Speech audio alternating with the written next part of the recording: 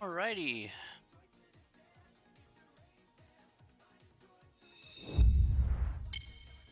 Alright. Hello, everybody. Alright. Good afternoon slash evening, everyone. Alright. Welcome back. Thank you very much, everybody, for coming on back here to Math 126. We're here back on a Monday, so good to see everybody here again. We're going to be starting off here in roughly 3-4 minutes here. Good to see everybody. I hope everybody is doing absolutely fantastic here tonight. Um, got a few things here to talk about, so we're gonna have a lot to cover here. Hopefully, stuff that isn't too hard, mind you, but and stuff that is rather important nonetheless. So, gonna be, yeah, you know what? That's not a bad idea. Not the worst idea. Not the worst idea.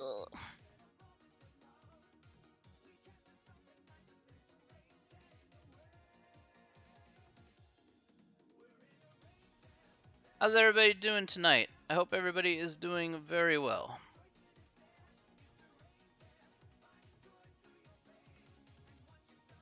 Like it'll be a slow trickle in to get some people, but yeah, alright. Well, oh, man. Exhausted from work, but doing good?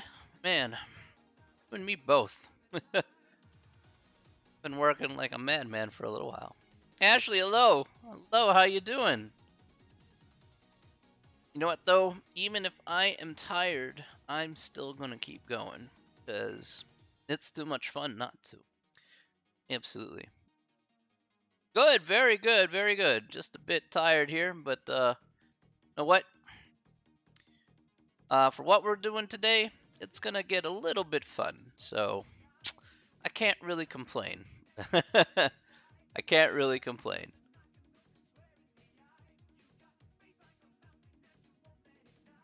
So we have some things to talk about for sure. So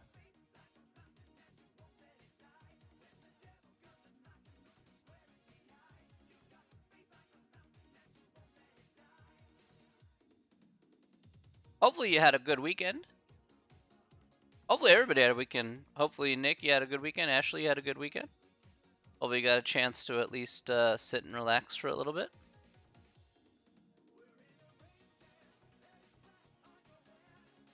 Get a chance to just, work a little bit.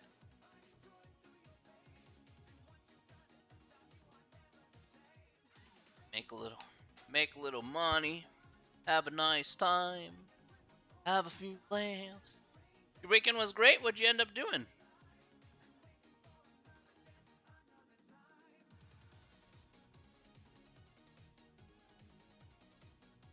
I hope you ended up just sitting back and relaxing, or just did you go out somewhere? It's starting to get people starting to get out. So, well, on the lake all weekend. Oh, were you on a boat, or were you on doing jet skiing, kayaking, or just relaxing on the beach? Yeah, any which way, it sounds pretty good to me. Fishing, I don't know. Everybody does something different. Yeah, on a boat, very nice, very nice. Only been boating out on the lake once. It is very relaxing and very nice.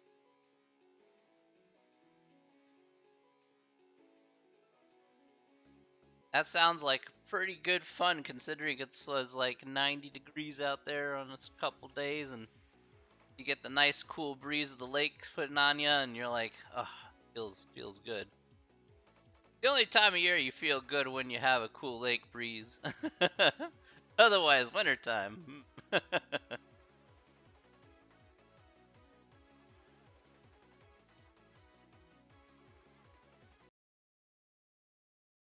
Alrighty. Alrighty. Well, we're gonna go ahead and get going here. Hopefully, we'll have a few more people start to again trickle in here because well, we got some important things of which to talk about here today. So yeah, go ahead and do that here, and then we'll go ahead and get going. All right, let's do it. All right, let's do some intros. All right.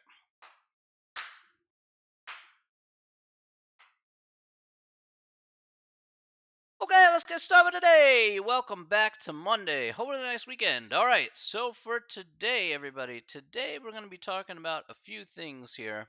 Um, so for today, we're going to be talking about exams here. That was one of the things that I did not get a chance to talk about here last week, as nothing was truly finalized. And over the weekend, I did get a chance to work on things for at least the first exam, and that'll give us a good template about what we're going to be doing here for the remainder of the exams, and at least will hopefully set my intentions for what we're going to do here for any and all exams. Now, the first exam here is over chapters 2 and 3. So, in terms of the material, we haven't quite learned everything yet. We will be getting done with chapter 2 here today for certain, and get started here with chapter 3 as well, as they pretty much go in line with each other rather quickly.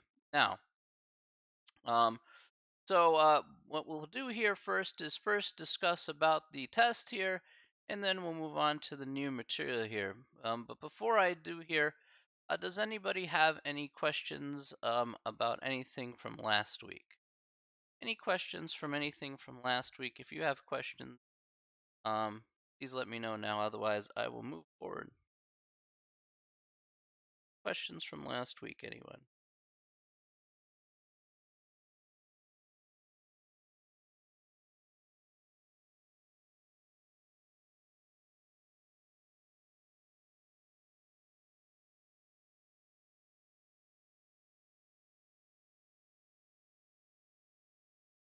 No. All right. No. All right. Like you guys gotta tell me because I don't know. So all right.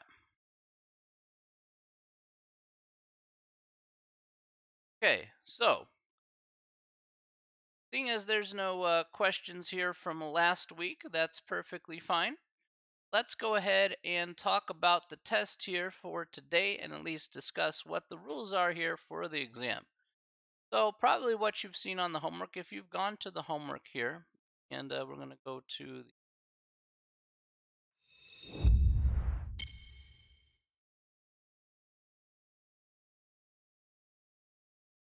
All right, so here is the list of courses here. You probably see this on your course page of some variety. All right, and so of course there's a list of everything here. All the homework is listed.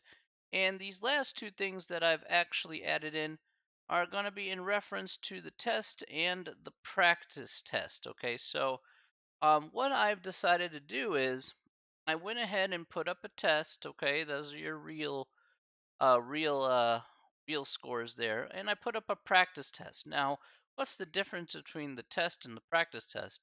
There's only one difference between the test and the practice test. Practice test has all the problems of the real test. I do mean all the problems of the real test.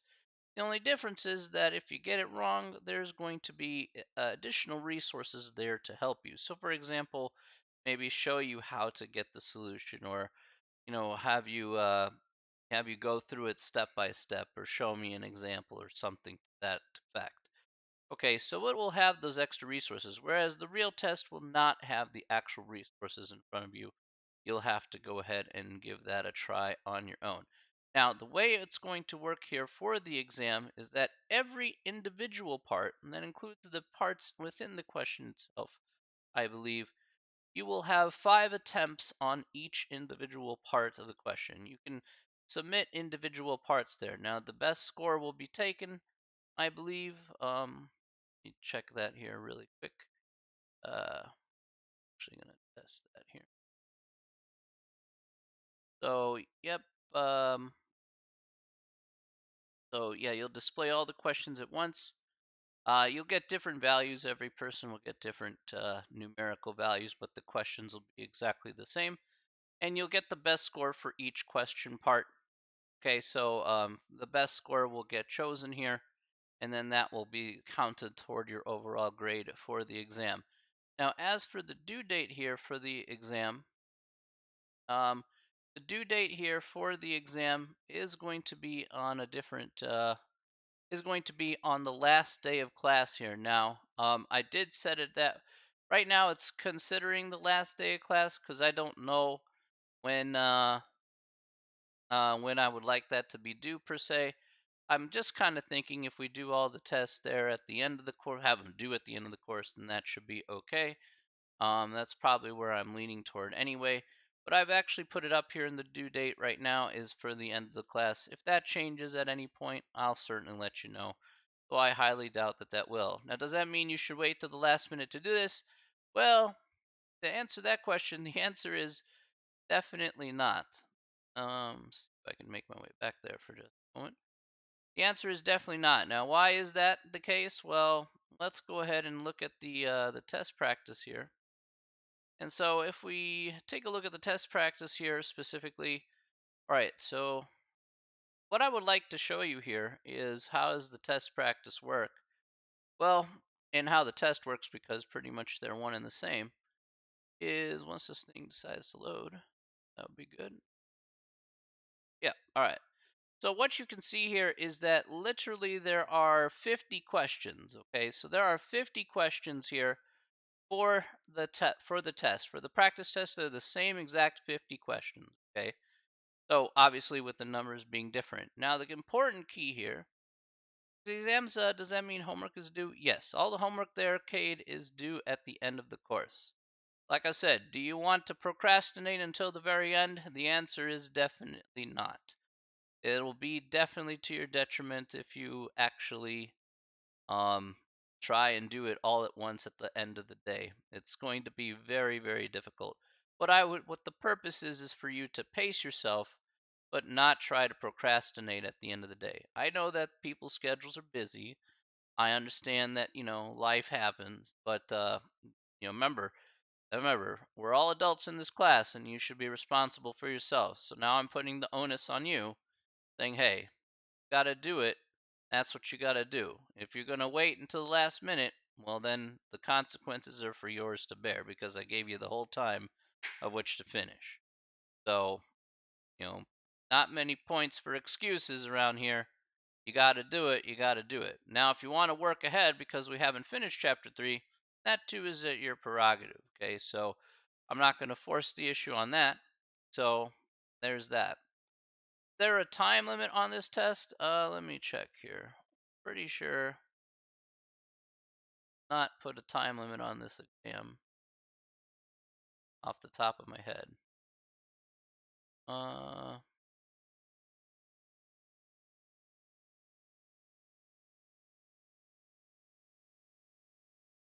Off the top of my head, I don't think so.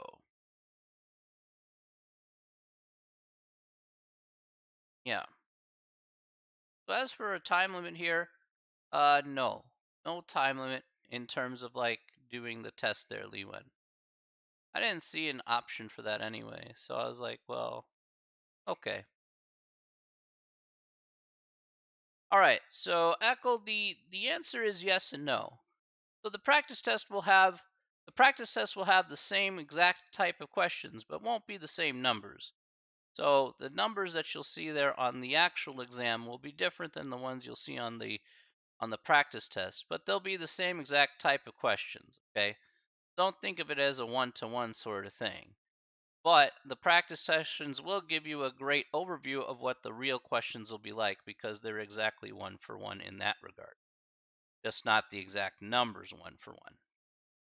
So um, that's the fairest that I could make it there. But again, you'll get as many times as the practice you want to give it a shot. I think you get the same 5 submissions on the practice, but you get that'll give you a realistic amount. I could give more submissions. Actually, probably I should do that.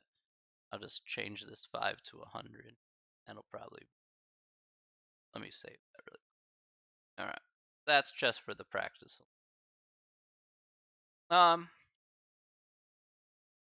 No, the practice won't affect any part of your actual grade. It is just exactly what it's there for.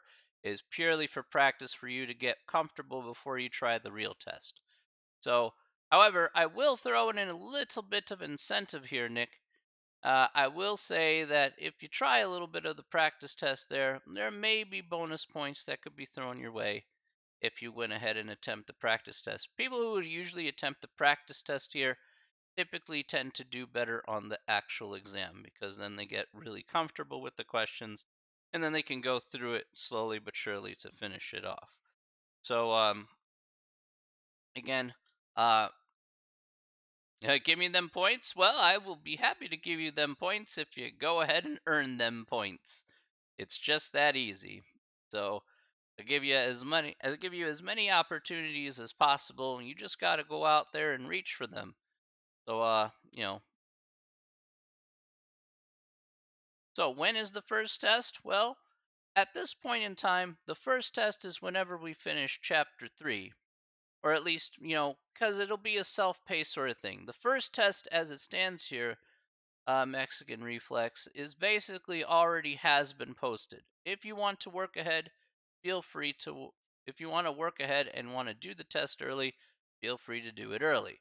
Um, if you want to go ahead and take a look at the practice here for the practice test to give you a preview, you can go ahead and do that there, and you should be pretty much good to go. Now, I do want to say this here. Once we finish up with chapter 3, all the material for the first test will automatically be done. So that's pretty much how that's going to go there, Mexican Reflex, to answer your question. So pretty much we're done with chapter 3. You can go ahead and start on the first test here. You can go ahead and start fully on the first test as all the material will be covered by then. Like I said, if you want to take a look ahead, feel free to do so. That's not a problem. Again, you want to get a little bit of a head start. Again, it will be due in the final day of class here, which is the 29th. So I've set the test there in that regard. So hopefully that will be very helpful for everyone, at least in terms of test. Again, we're trying to keep it as low pressure as possible. All right, so the only way you can make this as high a pressure as possible is if you wait to the last minute to do it. You go with procrastination station. Yeah, usually your grade leaves the station with it. So obviously you don't want that. So you want a pretty good grade, probably in best interest to go ahead and try to knock it out as soon as we get through the material to do so. But that's just my opinion. So what you want to do is whatever you want to do. Yeah, so I'll be making up tests as time goes along. So I'll be releasing another test here fairly soon once I get it all put together. So that's really what kind of what it's after here. Procrastination station, I know, man. You don't want to go down. Look, I've been down procrastination station, Mexican Reflex. Let me tell you something. It was not a fun time to go down procrastination station. It was que no bueno.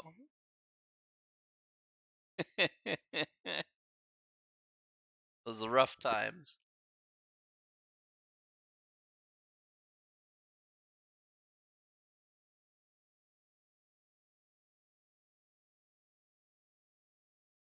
All right. All right. Are there any other questions here regarding the test? Hopefully that I have made it clear about what the expectations are for the exam. Don't want to be there. Yeah, you don't want to be there. It is not a fun place to be. We've all been to the station, but oh, right. Okay. I almost forgot about one more thing. Sorry about that. Again, for full transparency, I want to be sure that everybody knows what I'm doing here for the exams itself. The question sometimes comes up is like, how do you make up the exams? Well, in actuality, basically what I do is I take all the not the test questions, all the homework questions that you have there online. So if you take a look at all the questions that you do for the assignments for chapters 2 and 3, I took a pool of all of those questions and basically I selected like a whole bunch of questions first. Like I selected a pool of like 80 questions. And then from there, I pared it down to like 50 questions. So I had a big pool of questions there. Then I pared it down even further to make it a much more manageable experience because some questions actually go by really quick. So some questions could take you like 20, 30 seconds.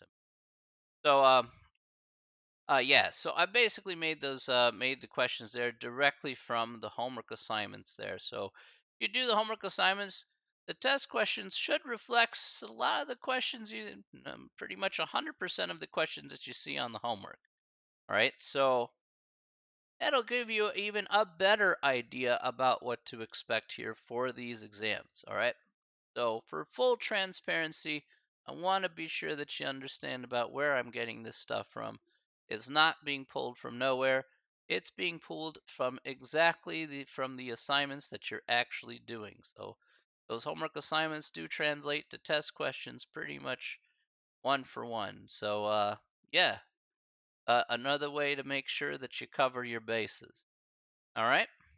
So, just to let you know, that's my methodology behind actually how I make up the exams.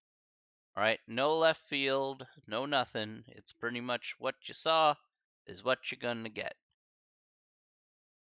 All right, so making that crystal clear here before we totally go ahead and get going. All right. Okay, so now that we have that there, and I think unless anybody has any questions, I'll go ahead and move forward here. Okay. All right. Well, let's go ahead and move forward here with what we're going to be doing here today. All righty. Good stuff. Oh, all right. Okay, so today we're going to be doing a little bit of fun stuff here. Well, if you could call it fun, then we're going to roll with it. All right. So where we left off here last time is we left off here at question number 6 from the last handout. We had finished 2.5 talking about the intermediate value theorem. Today we're going to be talking about probably the biggest meat and potatoes, two sections that you're going to cover here. Well, maybe two of the most important sections here, which is talking about the basics of derivatives. All right. So what we're going to see in 2.6 is kind of like the base definition.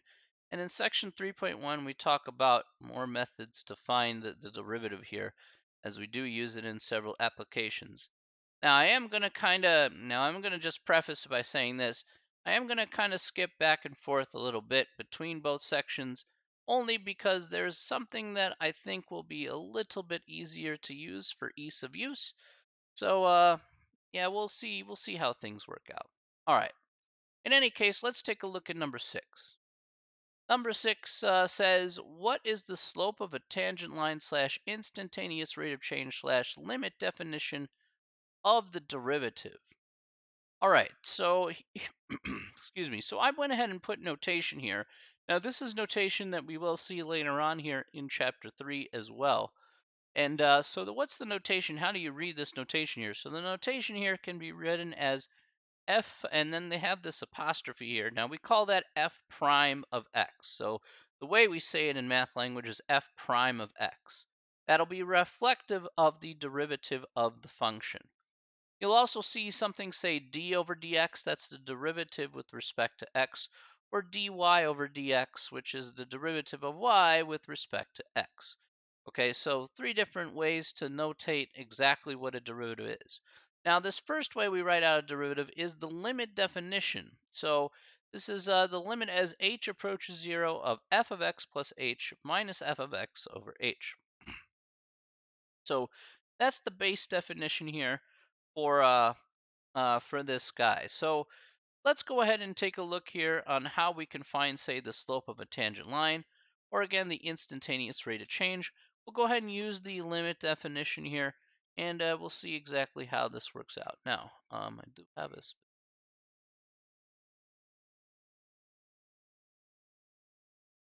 Oh, here we go.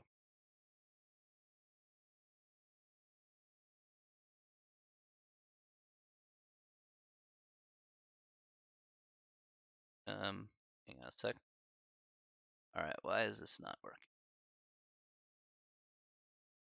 Over. There we go. Oh, that didn't work. All right. Well, I'll figure it out. In any case, let's take a look here and find the slope of, say, a tangent line, and we'll go ahead and see how that works. Okay. Now, we're going to do number, let's see which one would be. All right. Let's go ahead and do number 20 here. So we'll have a line here, 3x minus x squared at the point -2 comma -10. Okay, x minus x squared. Let's write that down.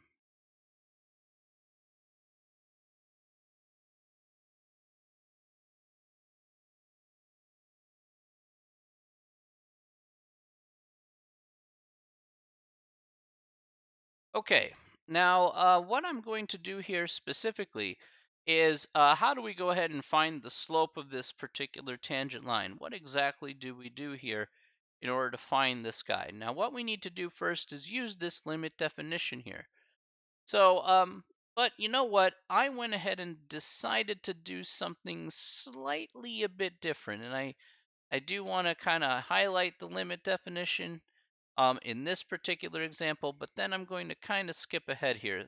I know this is going to sound really confusing, but for right now, you kind of have to bear with me here. But once I put it together, it will all make a whole lot more sense.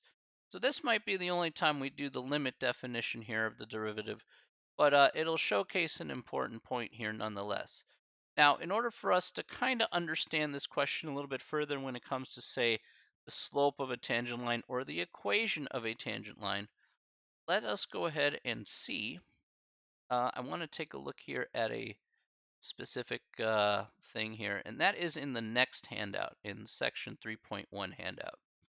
I'm going to come to this guy here, but I added a question in here, and we're going to do part of this question here for this part, and then we'll do the full question here once we get to this here. But it says, how do we find the equation of a tangent line to a graph of a function at a specified point? It says, step 1, find the derivative of f. Step 2, plug in the x value of the point given into the derivative, and the resulting value will be our slope.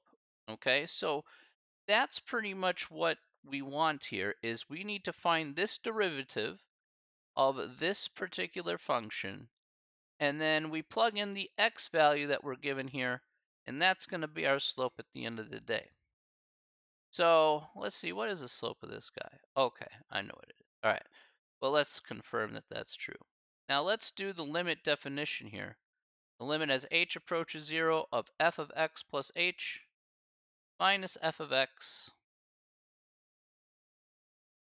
over h. Okay, first and foremost here, we're going to do it the same way we did before last week. So let's go ahead and find out what f of x plus h is. All right, so can anybody tell me here, what's f of x plus h look like? If I plug in x plus h in here into this function, what should that look like here if I'm trying to set up the problem to solve for that? What's that specifically going to look like?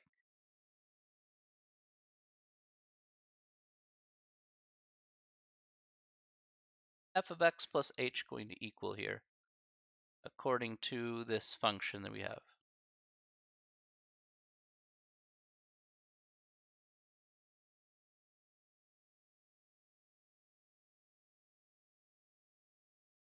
What do you guys think?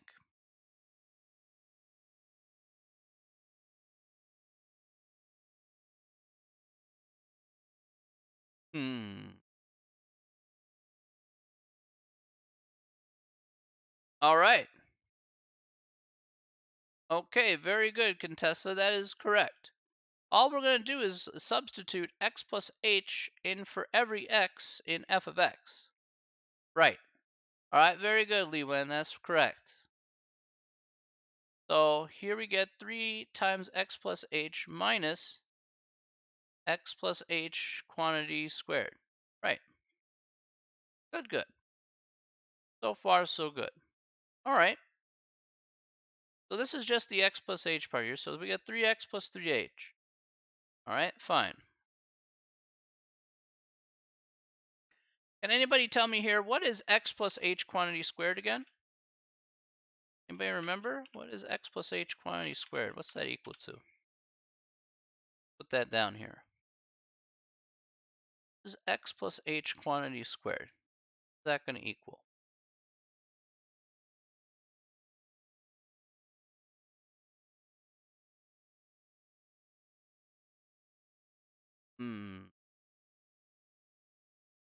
What is x plus h quantity squared?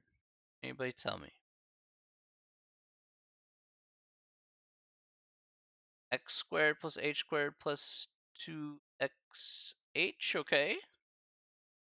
All right, very good, very good. All right, good, good. Both of you are correct, okay. Nice. So one of the things to not forget here is remember to FOIL out x plus h squared. We might have talked about it before, but let's reiterate one more time.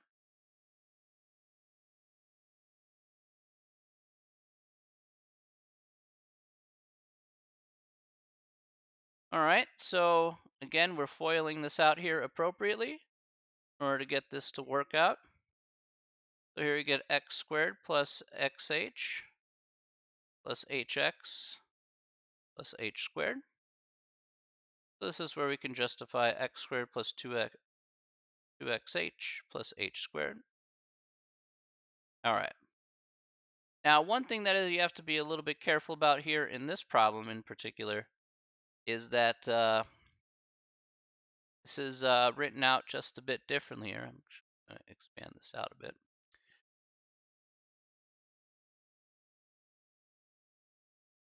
Whoa. Whoa. I don't want to resize the image. I want to resize the canvas. All right, there we go. Okay. So here, what I want to point out here is that you're going to take this negative here on the outside. You're going to distribute this to all three terms. So what we're going to have 3x plus 3h minus x squared minus 2h minus h squared. 2xh, sorry.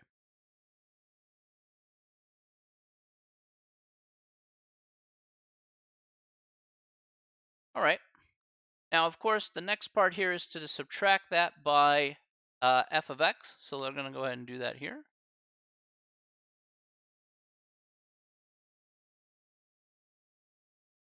All right, so let's write that down. We have 3x plus 3h minus x squared minus 2xh minus h squared. And again, we want to subtract that by f of x, so we're going to subtract that by f of x here. That's 3x minus x squared. All right. And so if we put this together here, we're going to get 3x plus 3h minus x squared minus 2xh minus h squared minus 3x plus x squared. All right, so things that cancel out here, this 3x cancels out. This x squared cancels out. That leaves us with 3h minus 2xh minus h squared. It's going to be all over h. Okay. Now we need to do a couple more steps here, but promise you it's not as bad as it may seem. Okay. So here we have h, we have 3 minus 2x minus h all over h. We want to factor that out. That'll cancel out the h's. And then what we get here specifically is we want to take the limit as h approaches 0. Okay, so don't forget about this part here. We want to take the limit as h approaches 0. So effectively, this h essentially goes away. Whoa, made you mad. Made you mad. Another sub. Buddy, 9 months in a row. You missed me. Oh, man, I missed you too, buddy. I hope you're doing good. I hope you're doing good, made you mad. Keep coming back. Even surprised about that myself. Good, good, good, my friend. So you can replace h with 0 here, so here you get 3 minus 2x. So this is what we get here for the derivative of 3x minus x squared.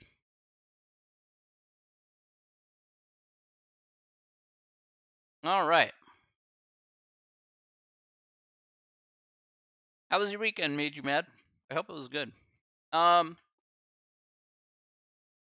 right. So we did the first half there. The first half here, that is the derivative of 3x minus x squared. So that is step 1.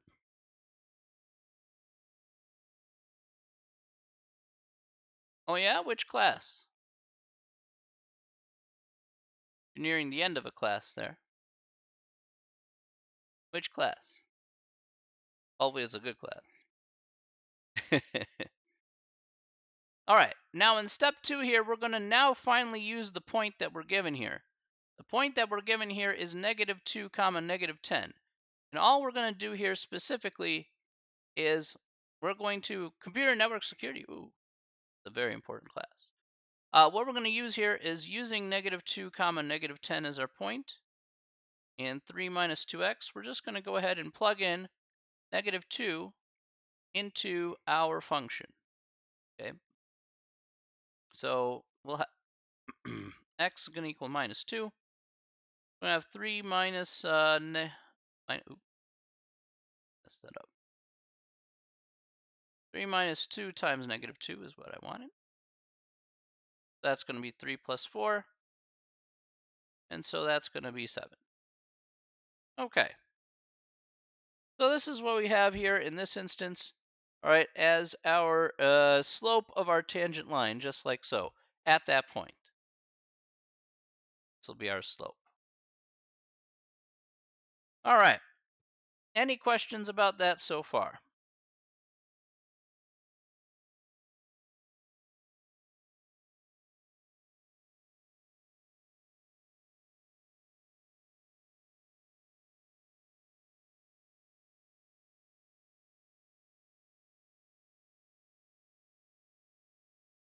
It made you mad? Thank you so much for the sub, my friend.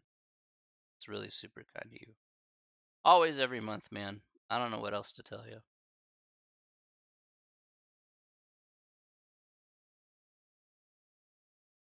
Gotta love the consistency, my friend. You are always welcome here anytime.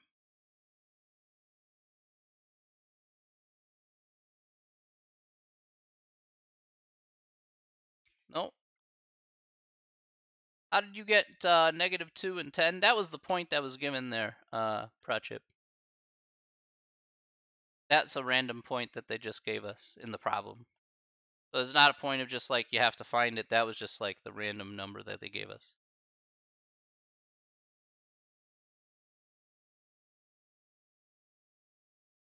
So just somewhere on a point on the graph is basically what they're referring to in that case. All right, yeah. I promise you, it's not supposed to be super complicated. Well, okay, maybe it's supposed to, kinda, but not from where I'm sitting anyway. I'm not supposed to do it. All right. Okay. All right. Now, the next part here that I want to talk about is like saying, okay, you know, you take a look at this process, all right? Let's take stock of what we have here. Take a look at this process. This process here, you're like saying, holy moly, this takes a long time to get the derivative using this limit definition. You're like, look at how much work that we had to go right out. I mean, look at all that. You have this X and H's, you got cancellations, you get like all this stuff here, and you're like, oh my gosh, this is like insane, right? Totally insane. You're like, man, you got to put in the 0, you got this and that, and then finally you get a number here, you get a slope of 7, and like, all right, fine. That's fair. You know, I ain't gonna complain. Fine, it's 7. Okay. So like, well, how do I make this problem shorter? All right, now, so much work I know. Now, mind you, Prachip, it is a lot of work, yes. But we here in the mathematicians courses, we try and be a little bit lazy when we humanly possibly can. So one thing that I wanted to do is expedite this process here just a smidge. As in, yes, I'm going to basically effectively take material from the next chapter over and apply it to the chapter before, because it makes this process here about 50 times easier for very important reasons. So let's go ahead and do a little bit of section 3.1, and then we're going to come back here to section 2.6 and we'll finish it off here. But again, um, I want to do a little bit of that here because I do want to actually talk about shortcuts. Yes, count it, shortcuts into actually finding the derivative of functions. Oh, thank you so much, Major Man. I appreciate it, my dude. You, like I said, man, you are. I don't know what else to say. I don't know what else, I don't know what else good things I can really say about you, but they're all good, no matter what they are. They're all good. Thank you so much, Major Man. You have a wonderful night. Take care of yourself. Okay, so take care, my friend. All right, so let's go to the 3.1 handout here. That's where I'm going to go next. Is the 3.1 handout. Okay, so we're going to take a little bit of time here about how to find derivatives of certain functions. And so we're going to go over this here carefully, and then we could go ahead and apply it in the previous section here. Now, so in section 3.1, we talk about how to find derivatives of any function here, most functions, okay, using some basic rules. Okay, so let's take a look at question 1 here from this handout here from section 3.1, and we're going to apply some of these rules here to the previous section for sure. So the first shortcut here is, what are derivatives of a constant? Okay, so what does that mean here? Well, derivatives of a constant means you have functions here specifically, and let's down here.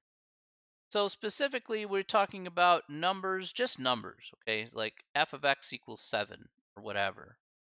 All right, so if you have, say, this,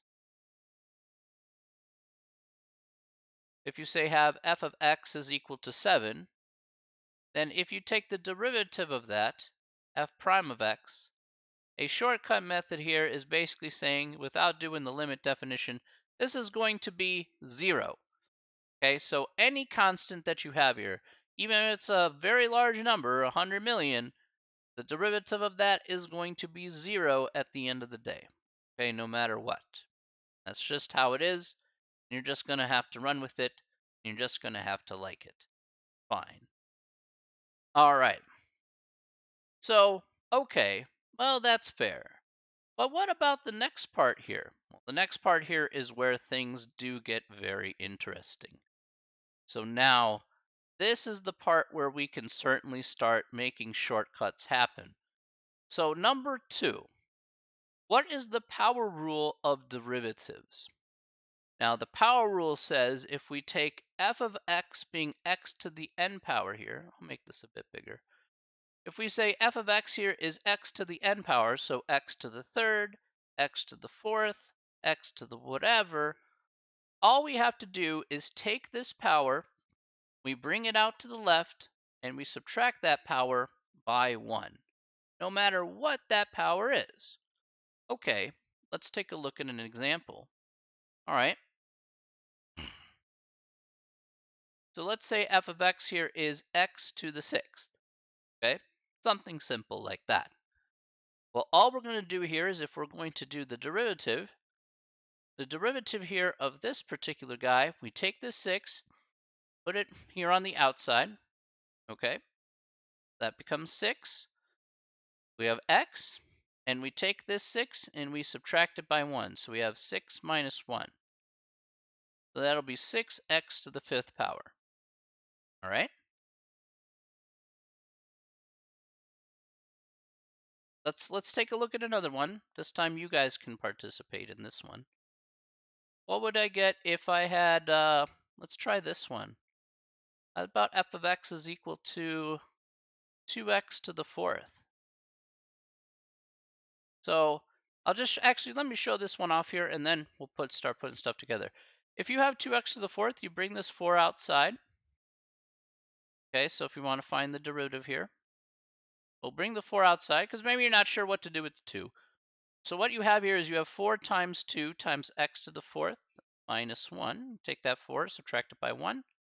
And so we get 4 times 2 is 8, and you get 8x to the third. Okay? All right. Now you have a pretty good template about what we're going to be working with here. All right? So having this template in mind and have it in your back pocket, let's take a look at some other functions.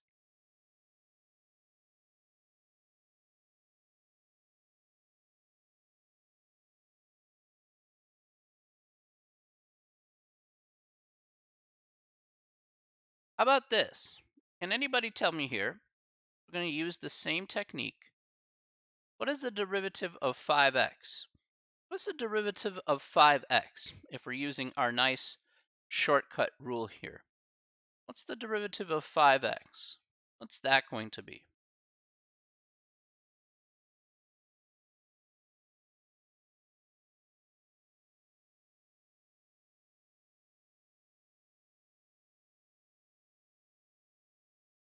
What is the derivative of 5x? 5? Okay. And why is it 5? Why do you believe it's 5?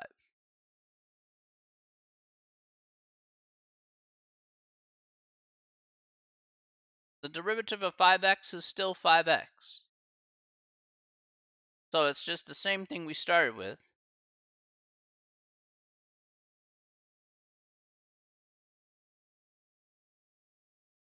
Well, let's answer this question here. What power do we have for x? So 5x to the first is 1 times 5. X to the 1 minus 1 is 5x to the 0. Okay, 1. That's correct. All right. That I can totally get behind, right?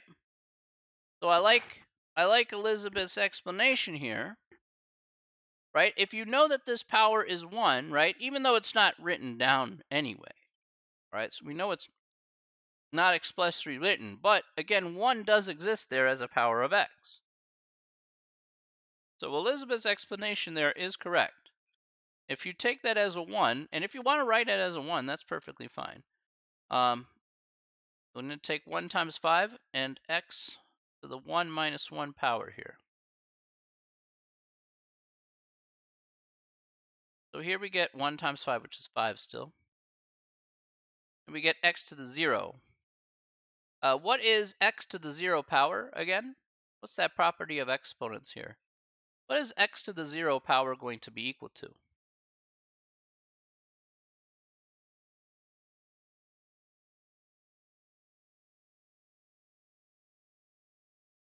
You try it on your calculator. Just do like any number to the 0 power. Take 5 to the 0 power. It doesn't matter. Take 17 to the 0 power. So the rule of thumb here is that x to the 0 power is equal to 1. So effectively you have 5 times 1 here, which is 5. Right. So what I wanted to do here, at least in this part, is to justify why we're coming up with 5 as our derivative here for 5x. All right. Now, I want you to keep this in the back of your mind. Let's do another example here, though. Keep this rule in the back of your mind as the next example we'll showcase this part here.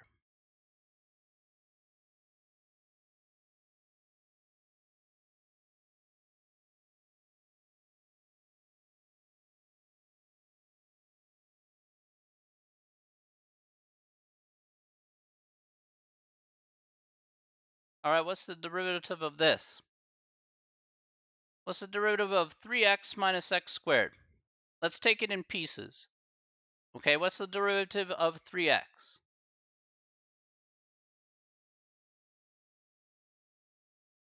What is the derivative of 3x? Just based on what we just talked about.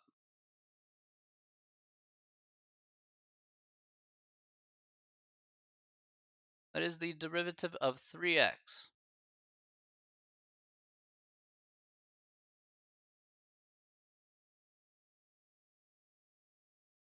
The derivative of 3x is 1. Let's try again.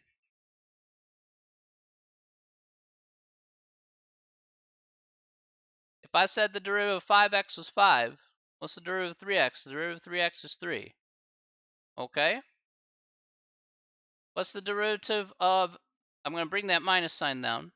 What's the derivative of x squared? What's the derivative of x squared?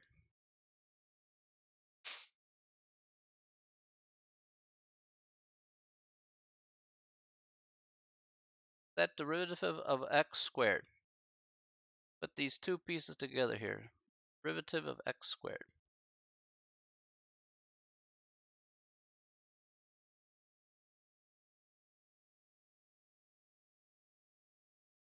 And it's not just a number here. Okay, 2x, right? Remember with x squared, follow the rule. Bring it out to the left, and then subtract by 1. You have to subtract the power by 1. It doesn't matter what that power is. You always have to subtract that power by 1. That's how it'll go. All right?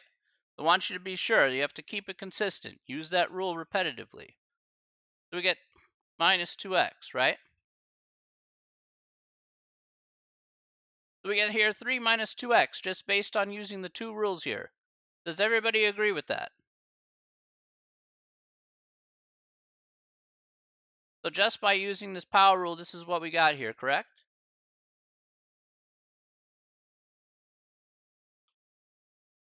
All right.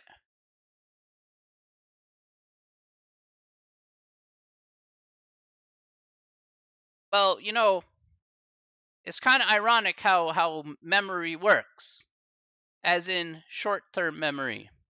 Now you're probably saying, what are you talking about? Well, you know, this example here is pretty much, let's zoom out here for just a second. Isn't that the exact function that we used here in the very first example? And isn't that what we got down here at the end of the day? Isn't that kind of ironic that we did this in like literally this amount of space? Look at the amount of space that we use. We use this amount of space here to find 3 minus 2x compared to doing this limit definition. That is the power of using the power rule. That is why the shortcut here is significantly shorter to do, and why I'm actually introducing it here as opposed to making you do the limit definition 5,000 times. You know. So as you can see, we got 3 minus 2x here using their power rules that we just went over here for all of 5 minutes. And we took 5 minutes just doing this one derivative here, doing the limit definition, and we got the same result. So yeah, you can totally tell that doing the shortcut method here, it works. It works really well. Any questions about that, by the way, anybody? So yeah, that's exactly right. You're like, oh yeah, that's exactly what we did before. I love the short-term memory. Like, oh yeah, thought I forgot the problem, but now look at that. Oh baby, oh baby, oh baby, a triple. All right. Okay. Yeah, they hit it up with the memes. All right. Let's do some. I want to do a few more problems here, actually. Um, at least let's get comfortable with some of these other problems because I think that they're just as important. So let's take a look at some others here for derivatives. But before we do, let's talk about one of the things about certain derivatives that will make your life significantly easier that I'll certainly add here. So there are some important rules to remember here. Now these important rules here, I'm going to point them out here because this will revolve around the key into actually making derivatives even easier for you. Okay, now we still want to apply the power rule here. We're still going to go ahead and do that here. But some things that we're going to see will seem a little bit different. So for example here we have square root of x. Now the square root of x can be rewritten. One of the properties here is that the square root of x can be rewritten as x to the 1/2 power. That's one way we can rewrite the square root of something. Perfectly fine. If we have in general the nth root of something, like the third root of whatever, of x, that's going to be x to the 1 over n power. So that's one of the generalities of the rules of roots that we have there. If we take that even further, we have x to the m. If we take the nth root of that, that's x to the m over n. Okay, and then here we have 1 over x to the n is equal to x to the negative n power here. So again, we can transform it from a positive exponent to a negative exponent. Okay, just moving it to the denominator, the numerator to numerator.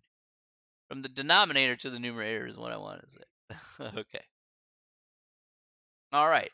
So why is this important here? Why are these important rules in my estimation? Well, the big reason is because one of the keys here into actually doing this out properly is essentially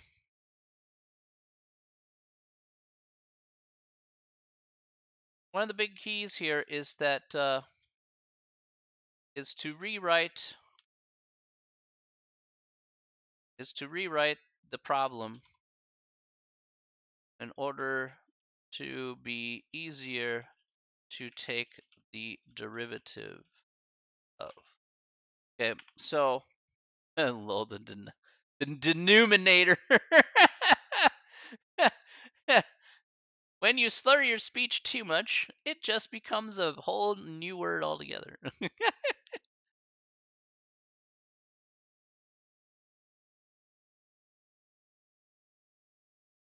That's what I said last night. Oh my god. How many beers did you have before you started class? I don't know anymore. I can't even count. Amazing. What's the derivative of your liver? Oh, I don't know, bro.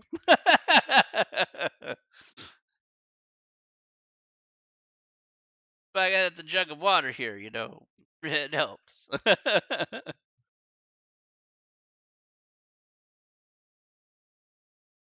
A derivative of a liver at 0.08.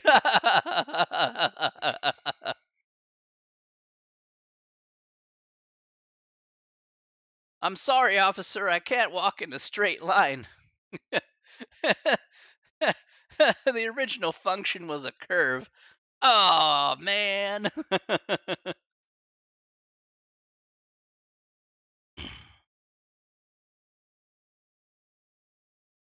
that's that's how you know things are going wrong. when your vision is a cubic function and it looks like that's all it looks like is just a bunch of wavy lines.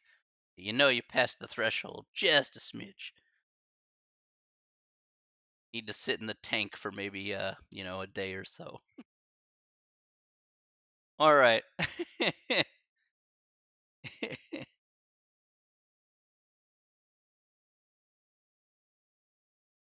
All right, let's take a look here at several problems. I'll show you what I'm talking about here when it comes to derivatives. Some of these problems here are actually fairly interesting. Let's do that one. Let's do that one.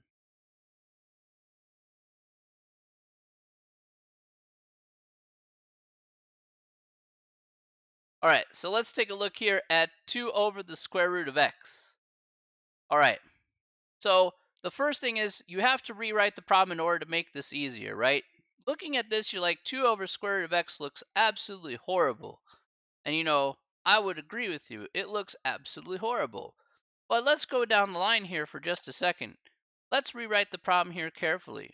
How can we rewrite 2 over the square root of x?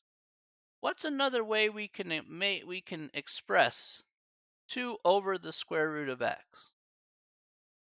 What seems like a good idea here?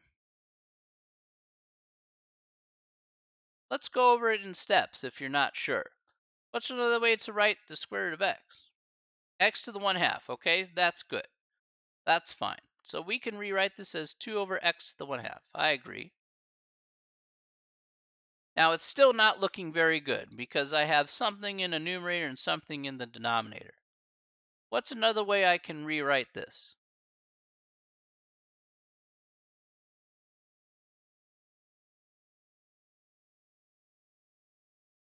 How can I rewrite 2 over x to the 1/2? There's one more rule I can apply here in this case. Again, the reason why I'm doing this is that so I have it all in like one little handy term, one little line, as opposed to with fractions and everything like that. If I can rewrite it as a line instead of like a fraction, then it's a lot easier for me to go ahead and take the derivative of. But how do I write 2 over x to the 1/2? I suggest you take a look at the rules off to the left there. One of them will be applicable.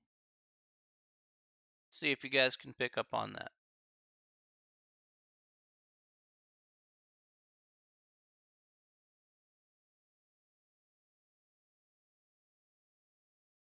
Two over x to the 1/2. How do I rewrite that?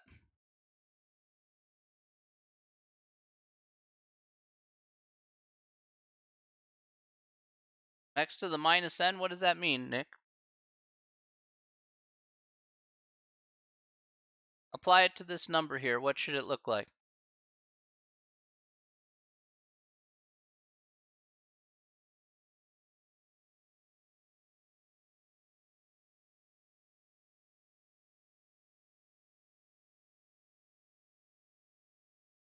Okay, so x to the negative 1/2, right? So I agree with the rule that you're using there, Nick, 100%. What I want to see here is exactly how this will look like if I move that to the numerator. So I have 2x to the negative 1/2. That's how I can rewrite this problem here at the very least before I take the derivative. Okay. Are there any questions about that before I move forward?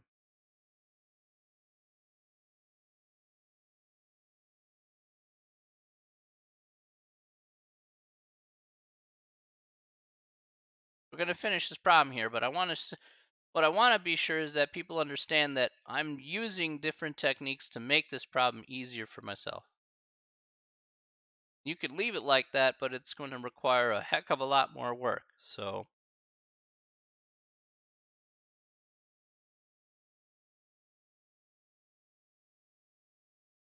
okay. Want to be sure everybody's on the same page here about how we get x to the minus 1/2. Now, we want to take the derivative of this. Do that. What is the derivative here of 2x to the minus 1/2? What's that derivative here in this case?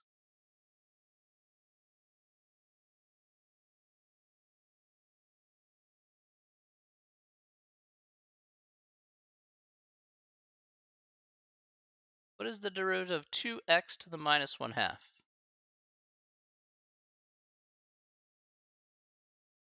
Anybody tell me here?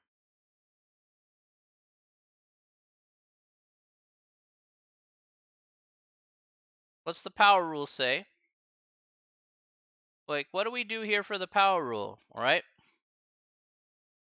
Again, I need you guys to kind of pick up on this. I'm just letting you know this is just how things makes it easy here. So bring this 1/2 out here to the left. We get negative 1/2 times 2. What about the x? What do I do with that? How do I apply this rule here?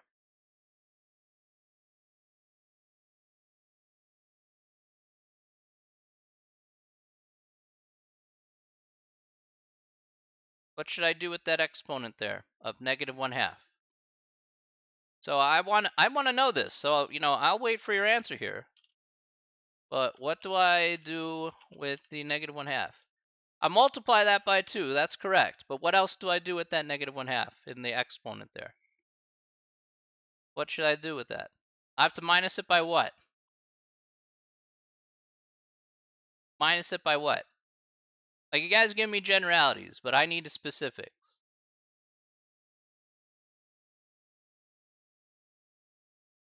Minus it by another half? No, no, no. So you gotta, again, this is why I'm asking these questions, guys. Gotta understand, I'm being specific about these questions here because I need to make it crystal clear that if we're going to use this repetitively, and we are going to use this repetitively, we're going to use this throughout the entirety of the course. I need you to have this down, at least as from a basis fundamental standpoint right now, into knowing how to do these shortcuts. Because other problems are going to have more involvement than just this. Okay? That's why it sounds like I'm being hard, but I'm not. I'm just trying to be sure that you get this fundamental down, that in the future, problems become significantly easier because you know this. All right? So I'm just pointing it out there, be like, I'm not trying to be a jerk. It's just me like saying, hey, you got to know these basics here, and you got to kind of get to know them now. So it's going to be -1.5. So that's correct, Cade. So I got -1/2 times 2. That's -1. And then I have x. -1/2 minus 1 is -3/2.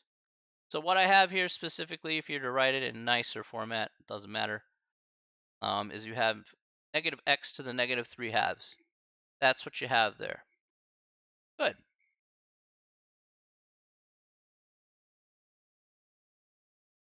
And that's what you have for this particular result. All right. That's fine. Okay. Let's try another one. Try another one.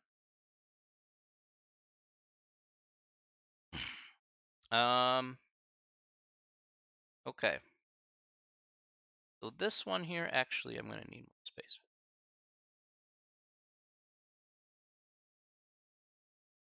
Give you guys more space. One.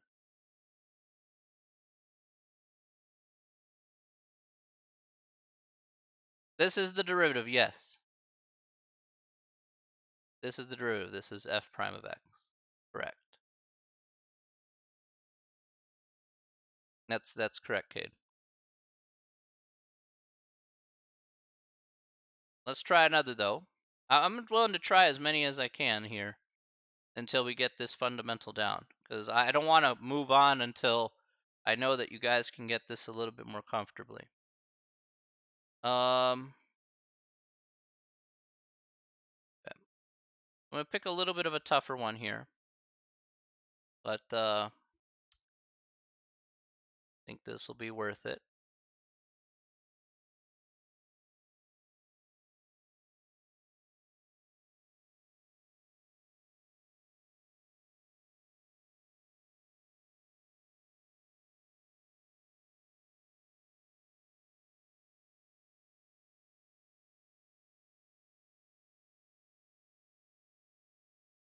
All right. Let's take a here's what we're going to do. Let's take a minute or two, and I want you to find me this derivative here. Let's take a minute or two and find me this derivative. It's 5x to the 4/3 minus 2/3 x to the 3/2 plus x squared minus 3x plus 1. Let's take a minute or two, and I want to find it. You guys tell me what this is equal to. Okay? Find that derivative, please. Go ahead and give it a go.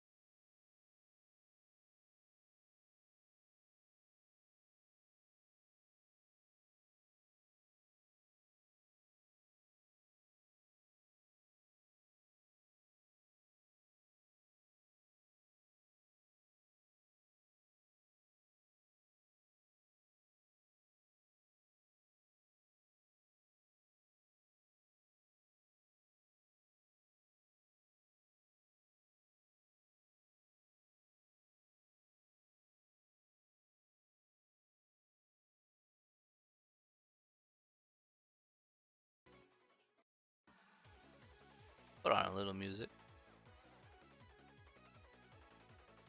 It'll get your brain going. Do it.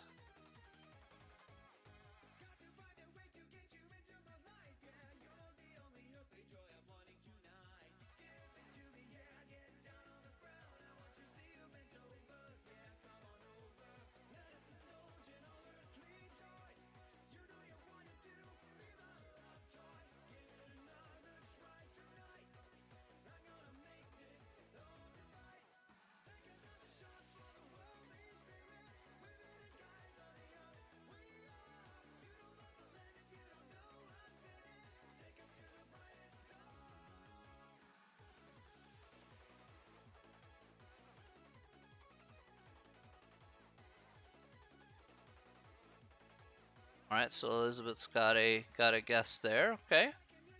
See what other people have to say here.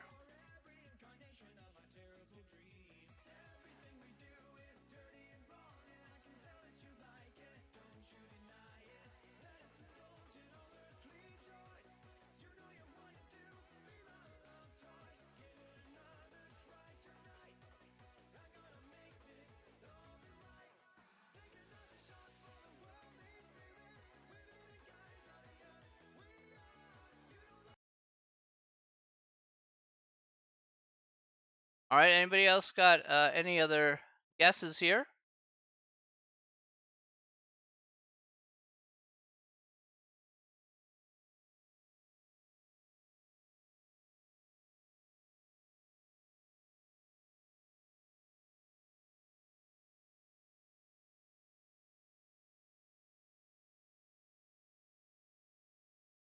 I don't want the Cade, no decimals, my dude. Decimals, you want to keep it as fractions, my friend.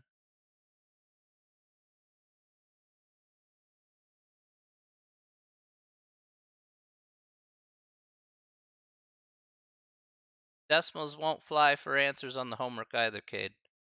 So, want to keep them as fractions.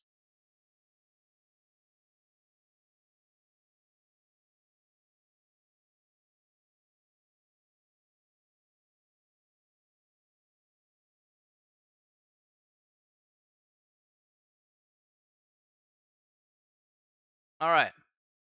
Isn't the derivative of any positive? Isn't the derivative of any positive integer just 0? The derivative of any integer in general is just 0. So you could have any number. So you could have -5, and that's 0. So like 1 would be 0, correct? If it was -5, it would still be 0. There's no difference.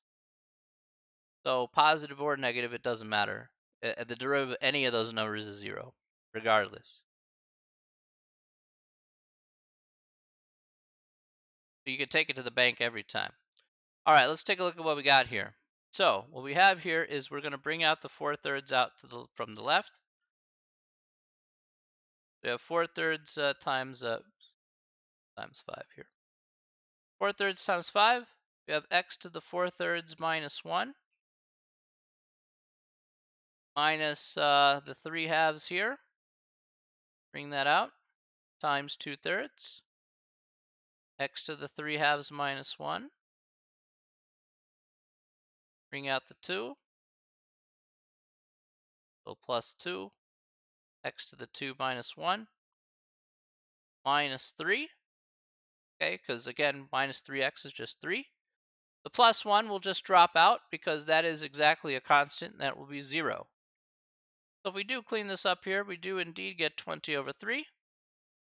4/3 minus 1 is going to be 1/3. We actually just subtract the fractions out. Minus 1, and then we get x to the 3/2 minus 1, oops, which is 1/2. That's correct. That wrong thing. And then plus 2x minus 3.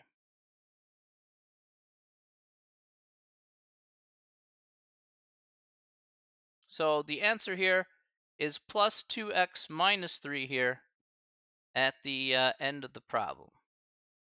And this will be our final answer for the derivative of of that one there. All right. Are there any questions about that particular example? Any questions?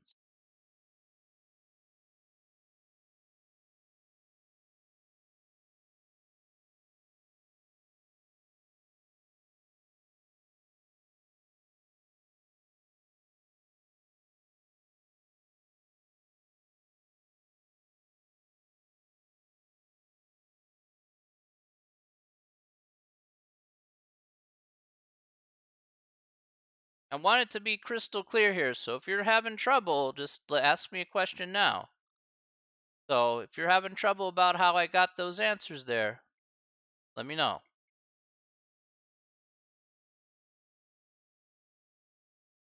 But I'm just trying to make it as crystal clear as possible about how to do these derivatives. Right? I'm not trying to like skimp on anything. So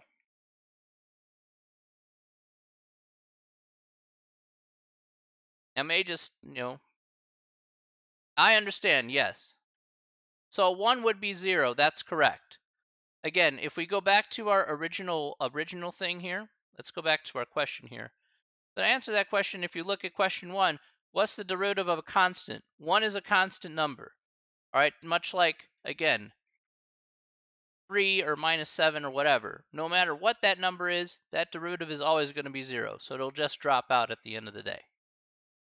So no matter what, 1 would be, the derivative of 1 is 0. Done, end of story.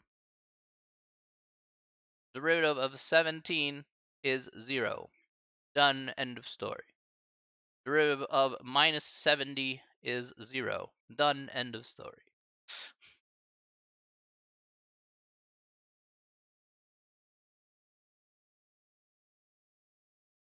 Okay. Now we're going to come back to this a little bit later here, but we have a pretty good basis about how to do some of these problems here. So let's go back here for a second. Let's go back here and finish off section 2.6 here. A couple other things that we do need to talk about here, of course, is now that we know we can take the slope of a tangent line and whatever, again, is pretty straightforward about how to find those now that we know how to find the derivatives. Fair enough.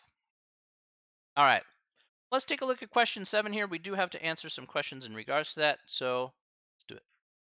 What is the average rate of change / slope of the secant line?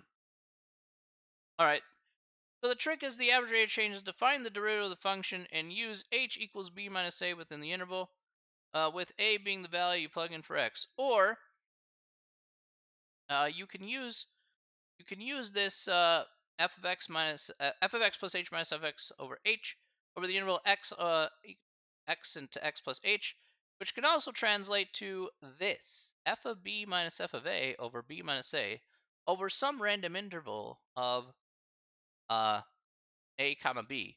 Now you're probably looking at that last part there and you're like, how does that make any sense? Well, if you guys kind of recall here how we do slopes of lines, if you remember like something from way back in the day called rise over run, that's essentially what f of b minus f of a over b minus a is going to be. Now let's go ahead and take a look at an example here and see how it works out. It's not as, it looks hard, but in reality it's not so bad. Okay.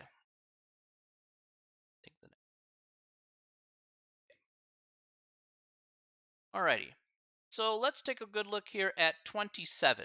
All right, so 27 says, let y equal f of x, let y equal, let f of x equal x squared plus x. Find the average rate of change of y with respect to x in the interval from x equal to 2 to 3, from x equal to 2 to 2.5, and from x equal to 2 to 2.1. All right, so we actually have 3 questions here. So let's take a look at, I'm going to answer 2 parts here. Okay, so I'll answer question A, which is like 3 parts in one, but a short 3 parts. And then answer answer letter B as well. Okay, so let's look at both of those.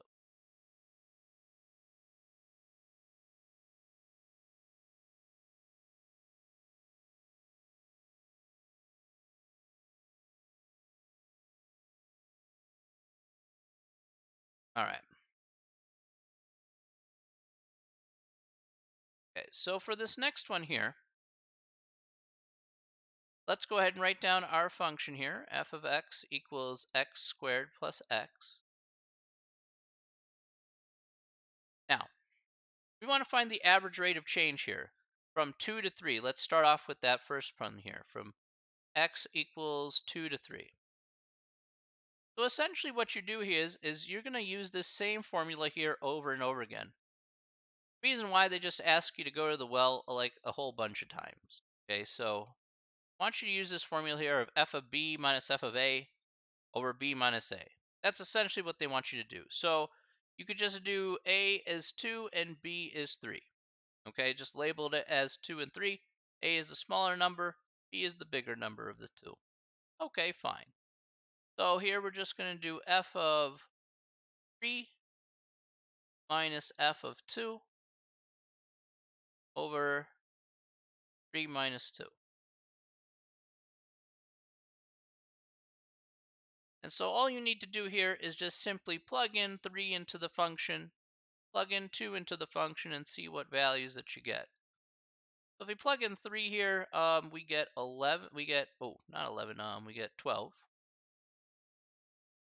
2, we get, that's 4 plus 2, 6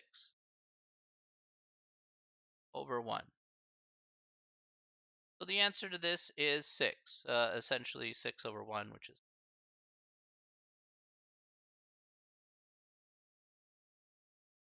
okay.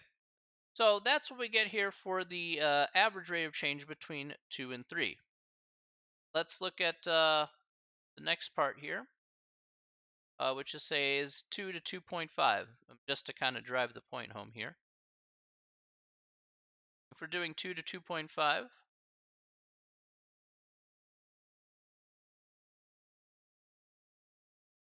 again, if it helps, right, label this as A, label this as B. We have f of 2.5 minus f of 2 over 2.5 minus 2.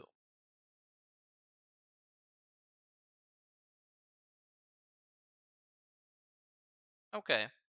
Now again, you can use a calculator or something like that to figure out what this is. Just plug in 2.5 into the problem here. 2.5 squared minus plus 2 plus 2. Here we get 8.25. And then we get 6. Divide that by a half.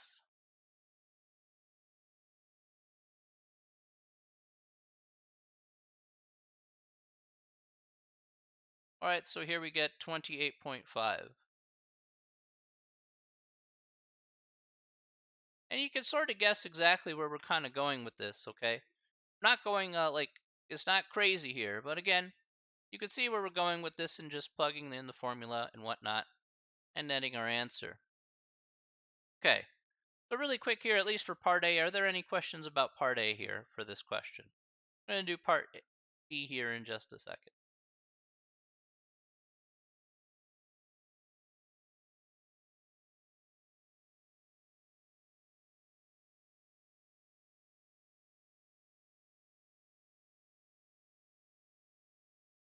Yeah,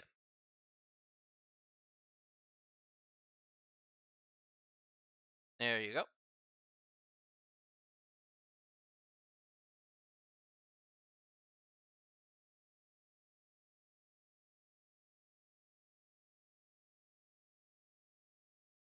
What did I multiply the numbers with? So what I did is that I plugged in 2.5 into my function. So to get this 8.25, I did f of 2.5 here. So let me put it up here. So f of 2.5 is just plugging into the function here is 2.5 quantity squared plus 0.5. I think it was, yeah, plus 2.5.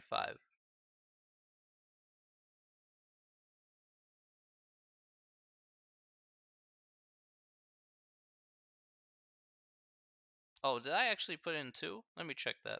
Hang on a sec. Maybe I did that wrong. maybe I accidentally put 2. Oh, that should be 8.75. That's why my number. My fault on that. My fault. Do we get 6 because I'm doing stuff in my head. But, what happens there?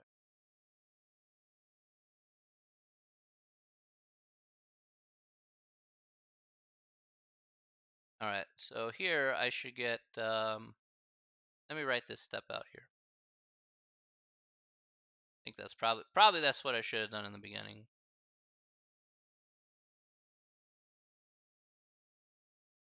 So here I get 14.75 on the numerator and 0.5 here on the denominator. So here I should get 29 and a half. What I should get. All right.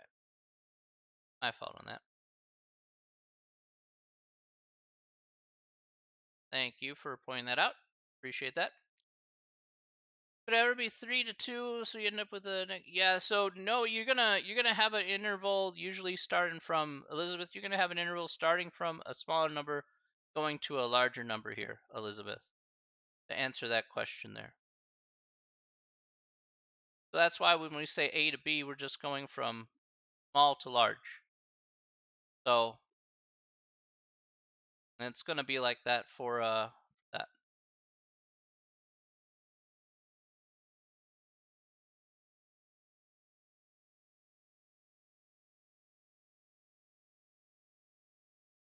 All right. Any other questions before we move forward? Any other questions?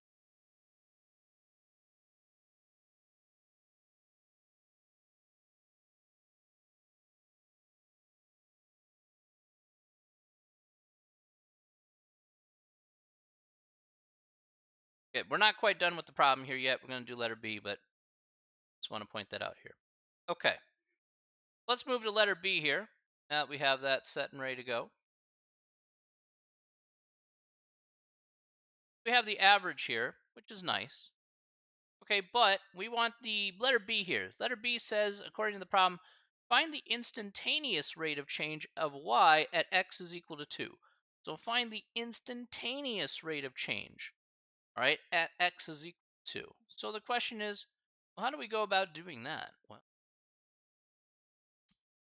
let's go to the well once again. Okay. So what I want here for letter B is what's the instantaneous rate of change? So instantaneous rate of change at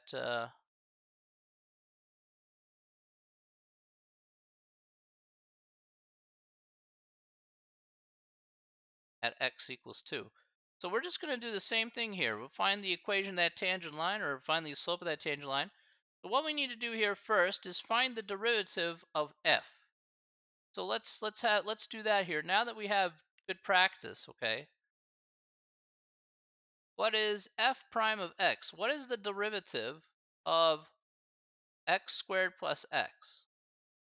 Anybody tell me here, what is the derivative of x squared plus x? What is that derivative there?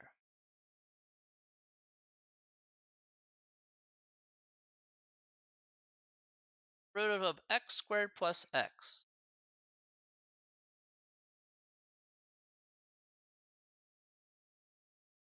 Just 2x? Okay, I will agree with half of that answer. 2x is correct. Oh, there we go. 2x plus 1. 2x plus 1 is correct. That is correct. Okay, now you're probably saying, hold up a second. How is the derivative of x 1? Well, remember, x is not a constant number, so it won't drop out. It does have a variable. Remember that if you have x here, that's x to the first. Do bring that 1 out here. We have 1 times x to the 1 minus 1, which is 1 times x to the 0. Talked about earlier, x to the 0 is equal to 1. So you get 1 times 1, which is 1. So let's put a little note here. Again, I'll put it over here.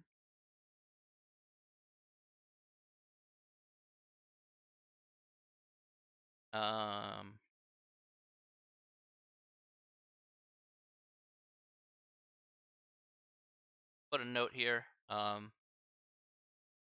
If f of x equals x, then f prime of x equals 1. Okay.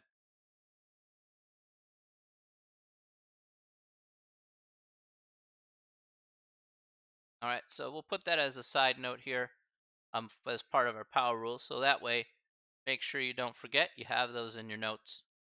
All right, so again, with the power rule, if f of x is equal to x, then f prime of x here is going to equal 1. All right.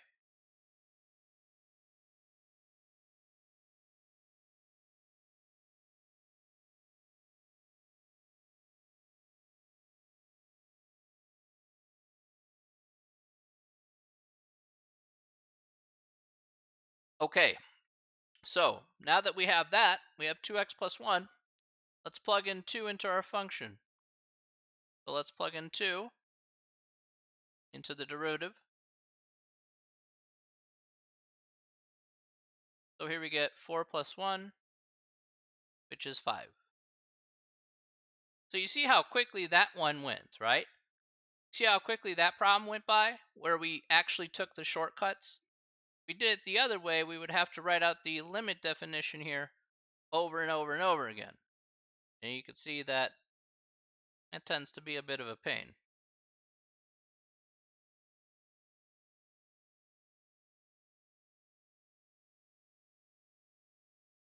Okay, let's see if you guys have picked this up now. Okay, so let's, I want to try a problem here, another one. Yeah, let's.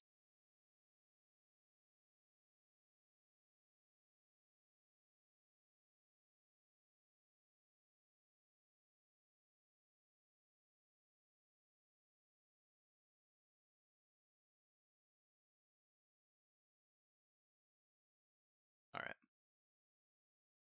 All right, so the next problem I would like you to try is going to be number 34. All right, so they give you a total cost function here in dollars prepared by this surfboard company. All right, and they want you to find the derivative here, and they want you to write the rate of change of the total cost when the level of production is 10 surfboards a day. Meaning, say the instantaneous rate of change at x is equal to 10. So that's what letter B asks you to do. Letter A, find the derivative, and letter B, the rate of change when x equals 10 once you find the derivative. Let's do letter number 34. Okay. Right. So try letter A and find the derivative.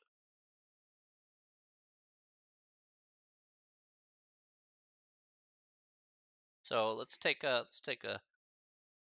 maybe 20-30 seconds here. If you guys can tell me what the derivative here of number 34 will be, go ahead and write that down here first.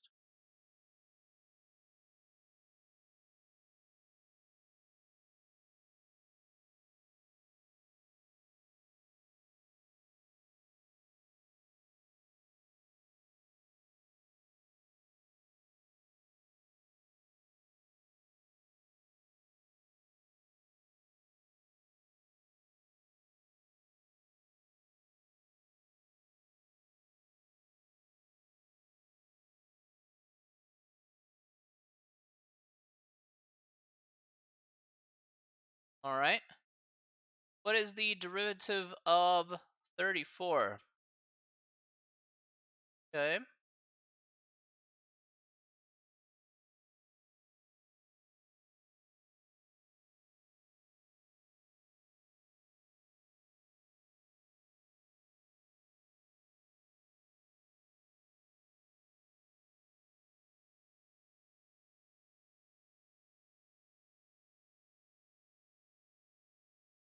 Anyone else? Get to know these derivatives here. Very important.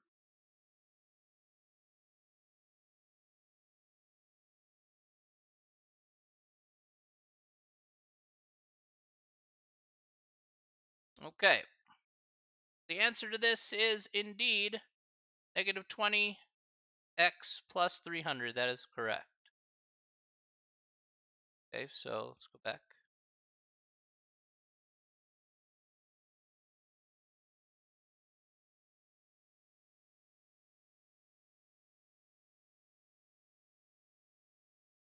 That's correct. Negative 20x plus 300 is correct for 34A.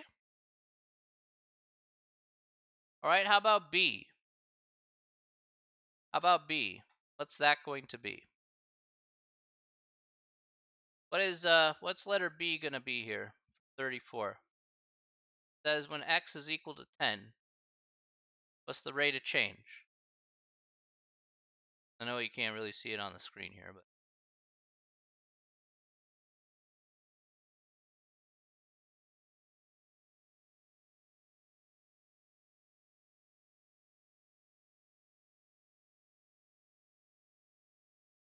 what do we get here if x is equal to 10? What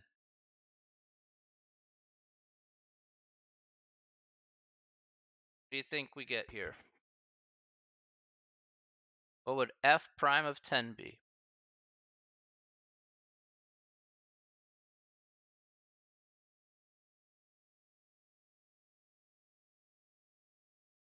100 is correct. Good.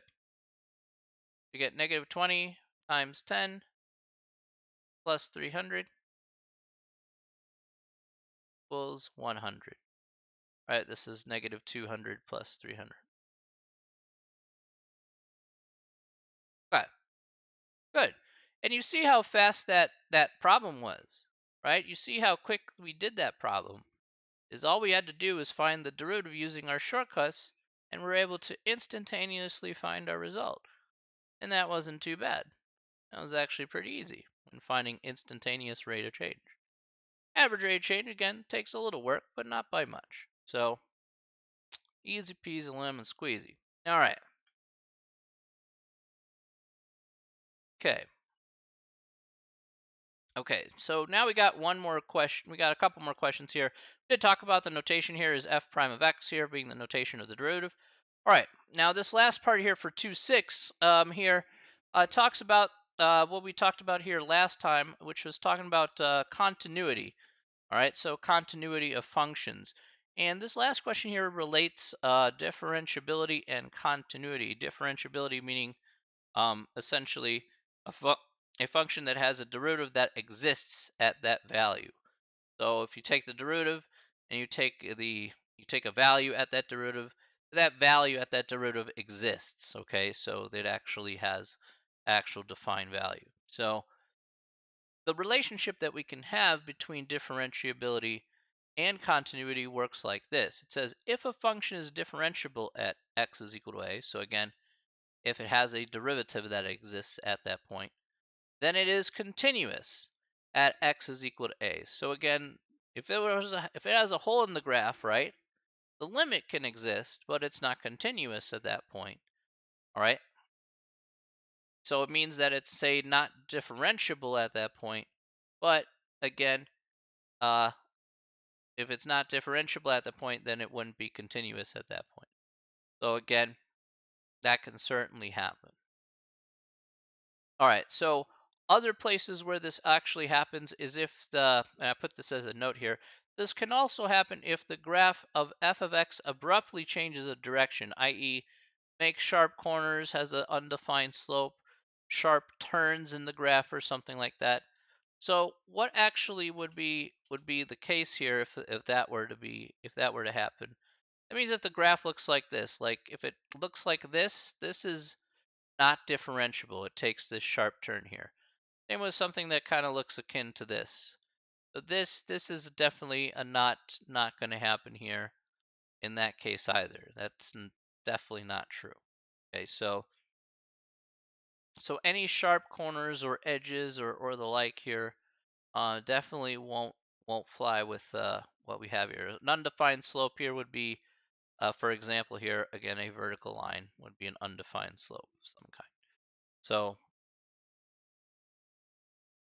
if you see graphs that have those sharp turns and whatnot from a pictorial representation, then you know it's not differentiable at that point. Okay.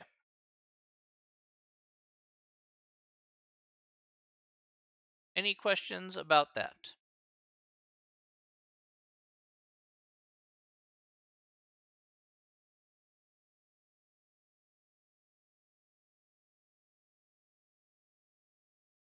No? Okay.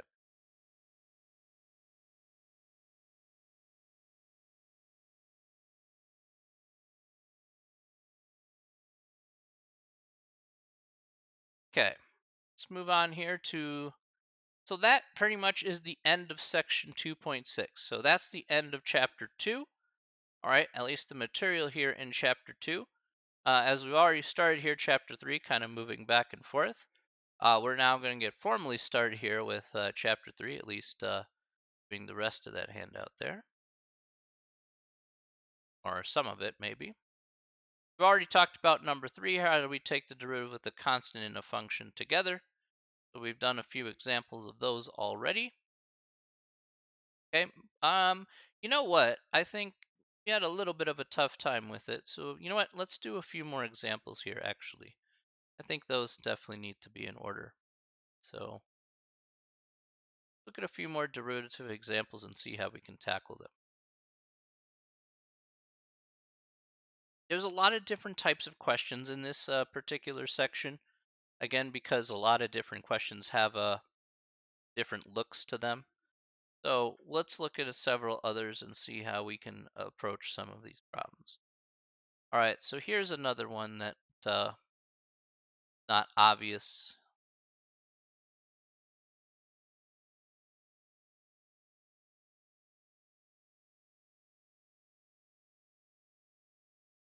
Here we have f of t. We have 4 over t to the fourth minus 3t to the third, 3 over t to the third, plus 2 over t.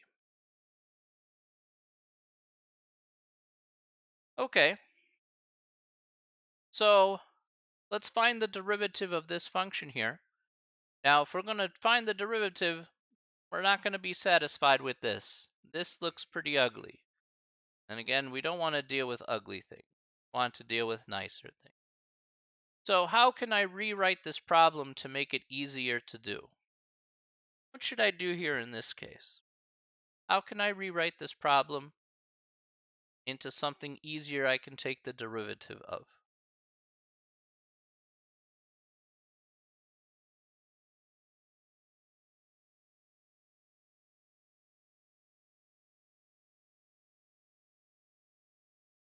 What can we do here? Take a look at our rules, by the way, as well.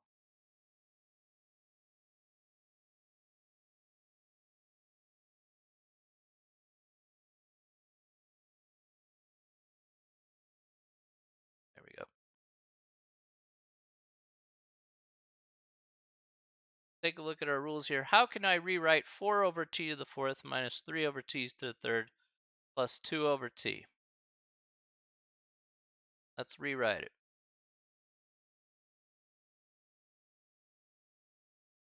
Okay, that's correct. Very good, both of you. Okay, Elizabeth and Leland, that's very good. So again, because we have it in the denominator, we can move it to the numerator, and we just have to make that a negative exponent. Okay, that's fair. As long as we can do that, that's not a problem. All right, so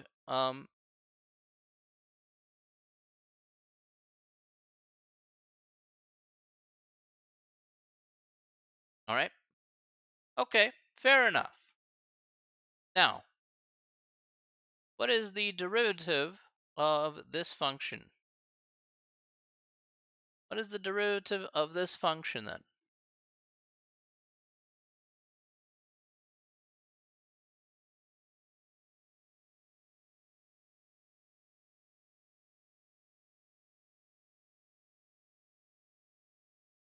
The derivative of this function.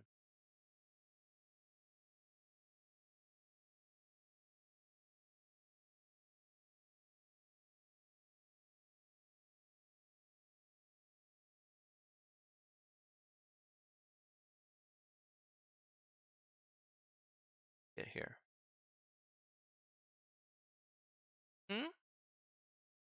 So this is our function.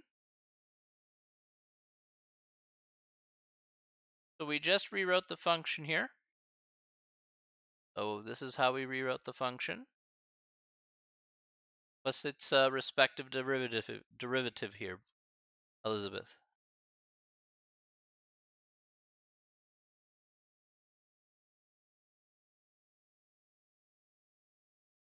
That's the purpose of taking that original function and rewriting the original function. We rewrite the problem here, be in good shape.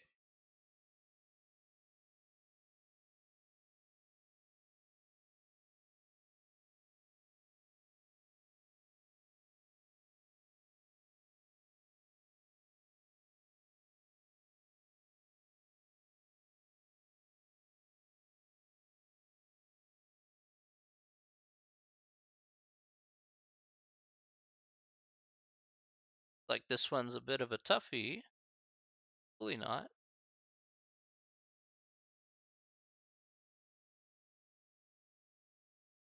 Okay. All right, that is going to be that is going to be yes. Okay, good. That is correct, Elizabeth. Very good. Let's take a look here at. I thought you wrote that. Oh, oh no, Lee Wen wrote that. Sorry, Lee Wen wrote that. You forgot that last part there. Okay. All right. So apologies about that. We're going to take that minus 4. We'll again bring that out to the outside here. So we get minus 4. Minus 4 times 4. And we have t to the minus 4 minus 1. Again, just using that rule. If you're not sure about the power rule, just write it out. You know, eventually you'll start picking up on it in your head. But if you're not sure right away, okay, no big deal. No big deal. Well, we have practice.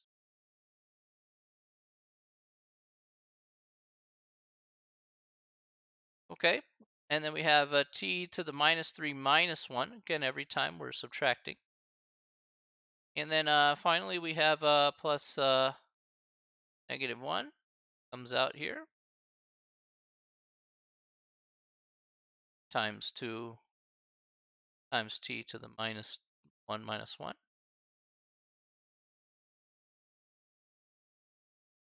Okay. All right, so we have negative 4 times 4. That's minus 16. Minus 4 minus 1 is minus 5. Minus 3 times 3, negative 9. And then with the negative here, that becomes plus 9. T to the minus 4.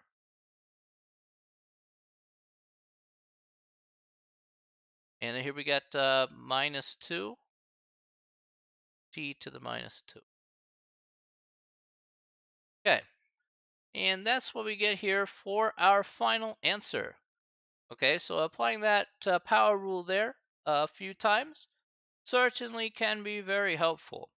We're going to do some more examples here next time, but if you're not too comfortable with derivatives, try some problems out in the homework to see how to kind of get used to it, because again, pretty much everything here in chapter 3 is going to revolve around derivatives. All right, it's going to revolve around using this shortcut here repetitively. It's going to also revolve around doing some other rules here with derivatives that you're going to have to know. So this is something that I would like you to get comfortable with rather quickly. Okay, so I know that seems like a large ask here, but again, with a lot of things in the class relying on these derivatives, it's better to understand this early rather than later, where things can get really rough. So I don't want that to happen. I want to be sure that everybody can be able to get it and everybody's on the same page. All right. Okay. All right. So that will take care of it for today. We'll pick up here closer to the end of section 3.1, and then we'll do section 3.2, is a little bit more about derivatives.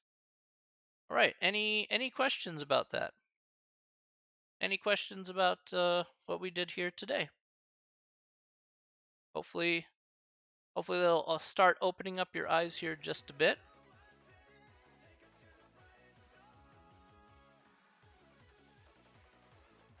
So if you're frustrated today, totally understandable. But again, that's why we're nipping these problems here in the bud to start with. Once we start getting going, we're going to be in really good shape, okay?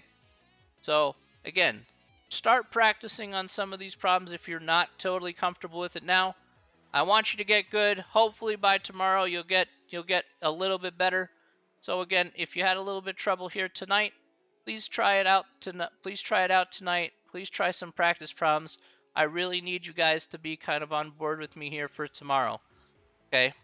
Again, the big reason is because I need you guys to be in that right mindset here doing the rest of these problems. Otherwise, like I said, it's not really going to be good. All right, so I want to be sure that you guys are in a good spot. All right. I want to thank everybody for coming on out here to the stream once again today. All right, you guys know where we're going to be. We're going to be right here on Twitch tomorrow, okay, for another section and a half or so. All right. Thank you, everybody, very much for being very patient with me tonight. I really appreciate it. All right. Hopefully you're pretty happy with the news about the tests and whatnot. So again, fairly straightforward. If you guys have any questions and whatnot, contact me here through via Discord or email. I'll be happy to answer you back. All right. Thank you very much, everybody. I love you all. All right. Take care of yourselves and have yourselves a wonderful night. And remember, as always, stay safe, stay healthy, but most importantly, stay sane. Have yourself a great night, everybody, and we'll see you later. Take care, everybody. Have a great one. See you later. All right. Bye.